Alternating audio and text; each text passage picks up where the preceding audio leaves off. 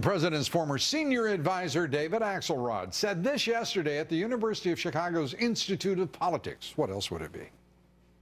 I'm proud of the fact that basically you've had an administration that's been in place for 6 years in which there hasn't been a major scandal.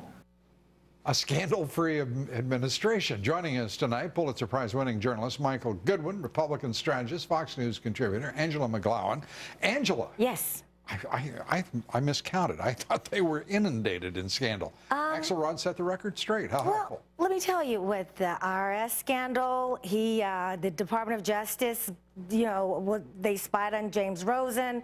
We can talk Benghazi. We can go on and on and on. Solyndra, do you want me to continue? No. You can keep your doctor if you want to. I want you to call Axelrod and tell him he's crazy as hell. Well, he's delusional. He's delusional. I guess it's how you define scandal. I think the whole administration is a scandal. I think what they're doing with Islamic terrorism by refusing to call it Islamic is one of the great scandals. The immigration executive orders. I mean, these are all scandals. But it's the mainstream press that won't call them as such, and so that's Axelrod's definition. You know, it almost comes down to, we've talked about the compliance and the complicity of the Fourth Estate with this administration, ideologically wedded at the soul. But there also comes a point where you think, is somebody smoking something? I mean, what is the deal here? It's reached a level of denial and absurdity, whether semantics, whether it is policy, you name it. It's bizarre. We have a commander-in-chief that's really a commander in diversity sensitivity, diversity with religious tolerance, and he has a lot of yes people around him, Lou. He runs the White House as a dictatorship, and if you disagree with him, do you remember when people would not look at Saddam Hussein in the eye? That's how I see our White House today. You have a lot of idiots being run by an idiot. Well, really. I think I got the architecture. If you say that we have to understand violent extremists, and then you have some lady saying that maybe they need jobs, that is ridiculous. Well, flack. Let's be very clear. That's a flack out talking big thoughts.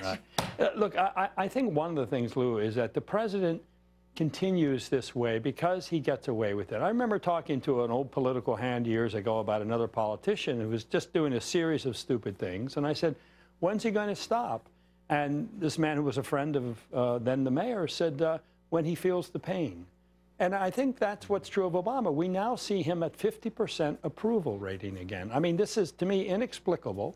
But for him, this must be energy that gives him the fuel to continue this nonsense because, hey, half the country agrees with me, although it doesn't when you get into the specific policies on foreign policy. And if you heard his speech but he's today, getting away with it. I don't think this man is driven. I'm going to, if I may, I'm going to dissent. I don't think this man is driven by approbation, whatever else it is. I'll give him this. I think he is driven by an agenda, by a specific set of values and beliefs. They are not shared widely in this country. Right. But I believe he has a very clear eye looking at the goals and what he wishes to disturb and that which he wishes to tear asunder.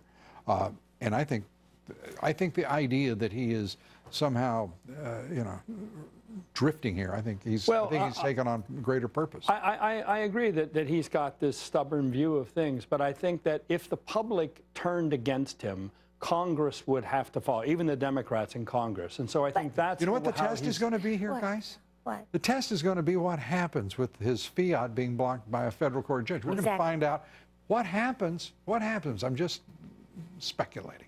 What would happen if the President of the United States not only defied the Constitution and Congress, but defied the court system as well and said he's proceeding with his amnesty fiat and you all work it out later? But he can't. He can't do that. Can't he? Well, I mean, Lou, people said he couldn't do that when he signed the executive order on amnesty. In 2013, he even said that he couldn't do it, amnesty, without the approval of Congress. Well, he got over that, didn't he? Yeah, he did. He did. And look, he's very aware of the fact that when he's on the ballot, Democrats win. And when he's not on the ballot, they lose. I mean, think of what that has done to his sense of self-reverence. And really, is half the country with him? If you look at the mainstream media, they're supporting him. Right. Are they going to the average Joe asking them how they feel? Well, we're going to find out.